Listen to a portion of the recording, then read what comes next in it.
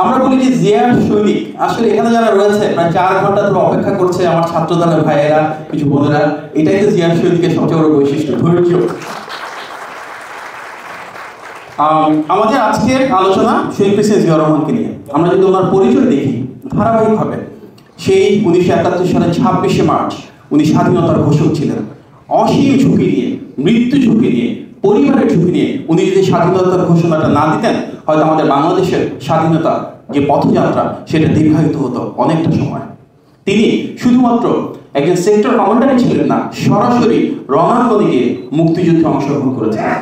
স্বাধীন বাংলাদেশে ওনার হাত ধরেই একজন সেনাপ্রধান হিসাবে সেনাবাহিনীতে শৃঙ্খলা এবং ঐক্য প্রতিষ্ঠিত হয়েছিল।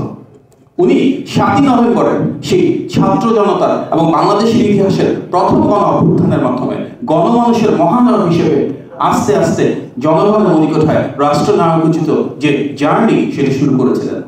তার হাত ধরেই বাংলাদেশের বর্তমান সময়ে সবচেয়ে জনপ্রিয় দল, ভোটের সময় বারবার নির্বাচিত রাজনৈতিক দল বাংলাদেশ জাতীয়তাবাদী দল বিএনপি সৃষ্টি হয়েছিল। বাংলাদেশি জাতীয়তাবাদ বলতে যে সমহান দর্শন যেটিকে ধারণ করে আমরা বিএনপি রাজনীতি করি, যার অর্থ আমাদের ধর্ম, বর্ণ, অবস্থান, রাজনৈতিক পরিচয় যাই হোক না কেন, আমরা সমতলে থাকি আর পাহাড়ে থাকি, আমরা সবাই মিলে সমান অধিকার, সমান স্বাধীনতা নিয়ে কাঁধে কাঁধ মিলে এই বাংলাদেশকে এগিয়ে নিয়ে যাব, সে ঐক্যবদ্ধ বাংলাদেশি জাতীয়তাবাদ ওনারই সৃষ্টি। আমরা যদি দেখি উন্নয়ন এবং উৎপাদনের রাজনীতি করা, বাংলাদেশের তৃণমূল এবং প্রান্তিক পর্যায় থেকে সর্বোচ্চ পর্যায় পর্যন্ত অগ্রযাত্রা নিশ্চিত করা, এই প্রত্যেকটা শহীদ প্রেসিডেন্ট জিয়াউর রহমানের হাত ধরে শুরু হয়েছিল। আমরা আজকে গার্মেন্ট শিল্পের কথা প্রায়ই শুনি যে এটি শহীদ জিয়ার কারণে, শহীদ জিয়ার মাধ্যমে বাংলাদেশের অর্থনীতির একটি মৌলিক খুঁটি হিসেবে দাঁড়িয়ে রয়েছে। আমরা যদি শহীদ জিয়ার আদর্শ কি সেটিকে সত্যি উপলব্ধি করতে চাই, তাহলে আমাদের ছুটে যেতে হবে সেই পঞ্চগড়ের বিস্তীর্ণ একটা গ্রামে। সেখানে শেফালি নামের একজন গার্মেন্টস ওয়ার্কার ছিল। আজ থেকে প্রায় 45 বছর আগে, এমন একটা সময়ে যখন তার বাবার চিকিৎসার টাকা ছিল না, তার ভাইয়ের পড়ার টাকা ছিল না, সেই সময় সে দুর্গম এলাকা থেকে প্রায় 14 ঘন্টা জার্নি করে ঢাকায় এসে সে একটা গার্মেন্টস ফ্যাক্টরিতে চাকরি দিয়েছিল। সেই গার্মেন্টস ফ্যাক্টরিতে কাজের মাধ্যমে তার প্রতি মাসে মাসে বাসায় যে টাকা পাঠাতো, সেটা দিয়ে তার বাবার চিকিৎসা হয়েছিল, ভাইয়ের পড়াশোনার খরচ হয়েছিল। এরকম শেফালির গল্প কোটি কোটি মেয়ের, কোটি কোটি পরিবারের গত 45 বছরের বেশি সময় ধরে বাংলাদেশে রয়েছে। এটাই শহীদ প্রেসিডেন্ট জিয়াউর রহমানের আদর্শ। আমরা যদি দেখি এমন অনেক তরুণ রয়েছে, আপনারা দেখতে পারেন সেই পটুয়াখালী থেকে এক তরুণ, তার নাম রাজীব।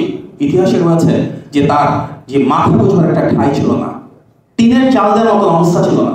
সেই মানুষটা তাদের যে জমি ছিল সেই জমি বিক্রি করে আস্তে আস্তে ঢাকায় এসেছিল দুর্গম পরিবেশ থেকে। তখন প্রায় 14 ঘন্টা লাগতো ধাপে ধাপে ধাপে ধাপে ফেরি পার হয়ে। সেই মানুষটা ঢাকায় এসে ট্রেনিং নিয়েছিল, সরকারি সুযোগ সুবিধা নিয়ে সৌদি আরবে কাজ করতে গিয়েছিল। সেই কাজের পরে 5 বছর পরে সে যখন দেশে ফেরে, তাদের একটা পাকা বাড়ির সংস্থান হয়, একটা মোটরসাইকেল নিয়ে বাড়িতে ফেরত যায়। এভাবে কিন্তু লক্ষ লক্ষ মানুষ প্রতি বছর তাদের জীবন পরিবর্তন করেছিল শহীদ প্রেসিডেন্ট জিয়াউর রহমানের মাধ্যমে, বিদেশে জনশক্তি রপ্তানি যে প্রকল্প তার মাধ্যমে। এমন অনেক মানুষ রয়েছে যারা হয়তো কখনো ঢাকা শহরে আসে নাই আজ থেকে 35, 40, 45 বছর আগে, কিন্তু তারা প্রথমবার মতন ঢাকাতেও আসলো। যে কখনো বাসে চলে নাই, সে বাসে এসে প্রথমবার মতন প্লেনেও চললো। সে ঢাকা থেকে সৌদি আরব চলে গেল, কাতার চলে গেল, কুয়েত চলে গেল, ওমান চলে গেল। একটা অকল্পনীয় ভীষণ। এর মাধ্যমে কিন্তু প্রতি বছর লক্ষ লক্ষ, এবং আমরা যদি গত প্রায় 45 বছর উপর থেকে কোটি কোটি মানুষের ভাগ্যের পরিবর্তন হলো, কোটি কোটি পরিবারের অর্থনৈতিক সংস্কার হলো। আজকে আমরা কৃষি বিপ্লবের কথা বলি। শহীদ প্রেসিডেন্ট জিয়াউর রহমানের সময় অনেক ভূমিহীন মানুষ ছিল, তাদের জমি ছিল না, তারা কৃষি কাজ করতো বর্গাতে। উনি কি করলেন? তাদের জন্য সেচের ব্যবস্থা করলেন, সারের ব্যবস্থা করলেন, বীজ এবং কীটনাশকের ব্যবস্থা করলেন। এরকম লক্ষ লক্ষ কৃষক কৃষি বিপ্লবের মাধ্যমে স্বয়ংসম্পন্ন হলেন। ক্ষুদ্র থেকে তারা প্রান্তিক, প্রান্তিক থেকে মাঝারি, মাঝারি থেকে অনেকে আজকে বৃহৎ কৃষক হিসাবে 15 বিঘা 20 বিঘা জমির মালিক করেছেন। এভাবে কিন্তু প্রান্তিক পর্যায়ে অজস্র মানুষের, অজস্র পরিবারের ভাগ্যের পরিবর্তন করেছেন। আপনারা ভুলে যান নাই নিশ্চয়ই, রাজশাহীতে, রংপুরে, খুলনাতে এমন অনেক কৃষক রয়েছেন, এমন অনেক খামারি রয়েছেন, যাদেরকে শহীদ প্রেসিডেন্ট জিয়াউর রহমান বলেছিলেন যে আপনারা আপনাদের বসত বাড়িতে উঠানে হাঁস মুরগির খামার গড়ে তুলুন, কোনো পুকুর যেন মাছ চাষের বাইরে না যায়, প্রত্যেকটা জায়গায় জায়গায় আপনারা সবজি চাষ করুন। সেই খামারিরা, সেই কৃষকেরা প্রায় উপলব্ধি করতেন রাষ্ট্রের সবচেয়ে ক্ষমতাধর যে লোক, যে নেতা, রাষ্ট্রপতি, তিনি সরাসরি ওনাদের সাথে কোদা হাতে খাল খননে নেমে যেতেন। দুবেলা একসাথে বসে খেতেন, এক পাতে বসে খেতেন। এটা বাংলাদেশের ইতিহাসে না, বিশ্ব ইতিহাসে অনেকটাই নজিরবিহীন। আমাদের সেই বাংলাদেশ ছিল যেখানে দুর্ভিক্ষ পরবর্তী সময়ে অনেক মানুষ চিকিৎসার অভাবে মারা যেতেন, বাচ্চাদের জন্মের সময় অনেক মার মৃত্যু হতো। সেই সময় শহীদ প্রেসিডেন্ট জিয়াউর রহমান বাংলাদেশে পল্লী চিকিৎসকের একটা স্কিম শুরু করলেন। একদম প্রত্যন্ত অঞ্চলে সেই রাঙামাটি খাগড়াছড়ির মতো জায়গা যেখানে সাধারণ মানুষ যেতে পারতো না, সেখানেও তিনি পল্লী চিকিৎসক পাঠালেন, নারী ধাত্রীদের পাঠালেন, মাতৃত্বকালীন নারীদের সুচিকিৎসার সুস্বাস্থ্যের ব্যবস্থা করলেন। এখানে শহীদ প্রেসিডেন্ট জিয়াউর রহমানের আসল ঔদ্ধত্য। আমরা যদি দেখি মেয়েদের এডুকেশনের জন্য ফ্রি, যেটা পরবর্তীতে দেশের নেত্রী এবং খালেদা জিয়া ক্লাস 12 পর্যন্ত নিয়ে গেছিলেন, সেটা ওনার হাত ধরে শুরু হয়েছিল। শিশু একাডেমি নতুন করে চালু করা, মেয়েদের এডুকেশনের পাশাপাশি public sector employment for the first time, police এবং সরকারি বাহিনীতে নারীদের ক্ষমতায়ন, এই প্রত্যেকটা শহীদ প্রেসিডেন্ট জিয়াউর রহমানের হাত ধরে কিন্তু শুরু হয়েছিল। বাংলাদেশে আজকে অনেক মানুষ রয়েছেন যাদের হয়তো 10,000 12,000 করে ওয়ার্কারের কর্মসংস্থান করছেন। আপনারা যদি তাদের পেছনের গল্পগুলো দেখুন, অনেক মানুষ আছে যারা গ্রাম থেকে প্রথমবার নতুন শহর এসেছিলেন, 5,000 টাকা পুঁজি, 10,000 টাকা পুঁজি, মার স্বর্ণালঙ্কার বেচে বাংলাদেশে ঢাকা শহরে প্রথমবার মতো এসেছিলেন, বাবার একমাত্র জমি বেচে এসেছিলেন। তাদের স্বপ্ন ছিল, তাদের সাহস ছিল, কিন্তু তাদের অর্থ ছিল না, তাদের প্ল্যাটফর্ম ছিল না। শহীদ প্রেসিডেন্ট জিয়াউর রহমান বেছে বেছে সেই মানুষদেরকে ব্যবসা করার সুযোগ দিয়েছিলেন। আজকে অনেকেই তারা বিশাল বড় শিল্প গোষ্ঠী হয়ে গিয়েছে। শহীদ প্রেসিডেন্ট জিয়াউর রহমানের সময় কিন্তু সর্বপ্রথম এনজিওর বিকাশ হয়েছিল। আজকে যিনি মাননীয় প্রধান উপদেষ্টা প্রফেসর ইউনূস, ওনাকে কিন্তু শহীদ জিয়া নিউ ইয়র্কে নিয়ে গিয়েছিলেন এই এনজিওর কাজ করবার জন্য।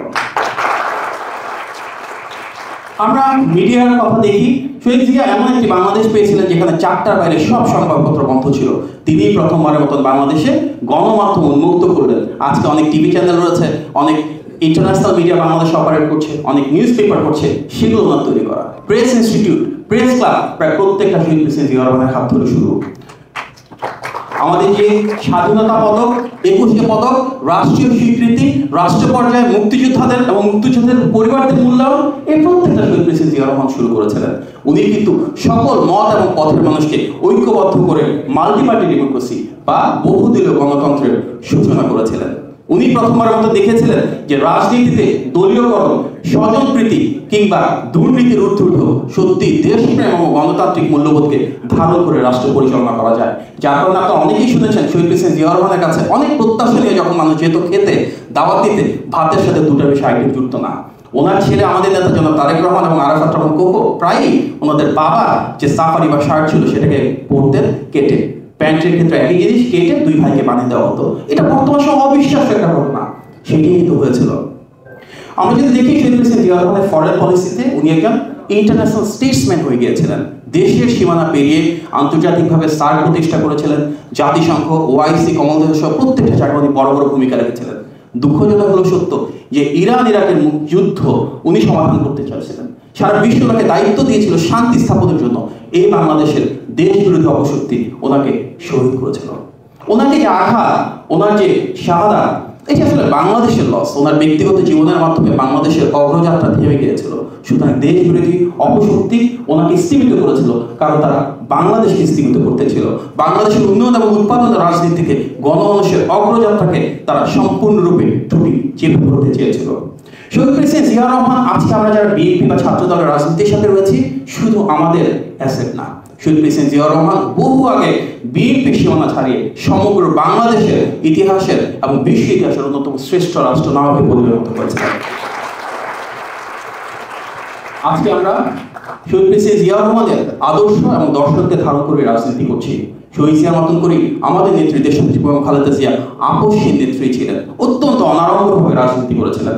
আর বর্তমানে বিএনপি ভারপ্রাপ্ত চেয়ারম্যান জনাব তারেক রহমান ঠিক বাবার মতন করে তৃণমূলে প্রান্তিক পর্যায়ে সকল শ্রেণী পেশার মানুষের সাথে, খেটে খাওয়া মানুষের সাথে রাজনীতি করছেন। আর সে কারণেই কিন্তু 1988 সালে গাবতলী উপজেলা, যেটা বগুড়া শহরে, সেখানে তৃণমূল পর্যায়ে একজন সাধারণ সদস্য হিসেবে উনি রাজনীতি শুরু করে গত 37 বছরে এখন এমপি হন নাই, মন্ত্রী হন নাই, প্রধানমন্ত্রী উপদেষ্টা হওয়ার তো প্রশ্নই ওঠে না। এটাই শহীদ জিয়ার রাজনীতি, যেখানে বৈষম্য, যেখানে আমরা চাই না, আমরা মেধার মূল্যায়ন চাই। যে বৈষম্যহীন এবং মেধাভিত্তিক বাংলাদেশ বিনির্মাণ করতেছিলেন শহীদ প্রেসিডেন্ট জিয়াউর রহমান, সেটিকে ধারণ করে 31 দফার আলোকে জনগণের ভোটের অধিকার প্রতিষ্ঠার মাধ্যমে আমরা ইনশাআল্লাহ উৎপাদন এবং উন্নয়নের রাজনীতি প্রতিষ্ঠা করব। শহীদ জিয়া যে বাংলাদেশ প্রতিষ্ঠা করতে চেয়েছিলেন, সেই ধারাবাহিকতায় ওনার রাজনৈতিক অধিকার জনাব তারেক রহমানের নেতৃত্বে আমরা আবার সেই বাংলাদেশ গড়ে তুলব যেটা সত্যি স্বাধীন দেশের স্বাধীন নাগরিক। আমরা সুনিশ্চিত করব সাম্য, মানবিক মর্যাদা এবং সামাজিক সুবিচার তথা জনগণ হিসেবে রাষ্ট্রীয় মালিকানা। সেই গণতান্ত্রিক বাংলাদেশে আমরা আমাদের সসম্মান এবং মর্যাদা নিয়ে শহীদের আদর্শকে ঐক্যবদ্ধভাবে কাঁধে কাঁধ মিলিয়ে ইনশাআল্লাহ বাস্তবায়ন করব, সেই প্রত্যাশা রেখে আজকের এই চমৎকার আয়োজনের জন্য ব্রেইনকে আন্তরিকভাবে ধন্যবাদ জানিয়ে আমার বক্তব্য শেষ করছি। আসসালামু আলাইকুম।